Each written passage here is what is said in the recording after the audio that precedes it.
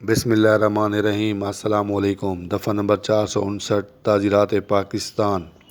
مخفی مداخلت بے جا باخانہ یا نقب زنی کے ارتکاب کے وقت ضرر شدید پہنچانا۔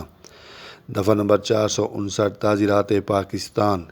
جو کوئی شخص مخفی مداخلت بے جا باخانہ یا نقب زنی کے ارتکاب کے وقت کسی شخص کو ضرر شدید پہنچائے یا ہلاک کرنے یا ضرر شدید پہنچانے کی کوشش کرے، ملزم کو عمر قید کی سزا ہو سکتی ہے یا 10 سال قید کی سزا اور جرمانہ ہو سکتا ہے۔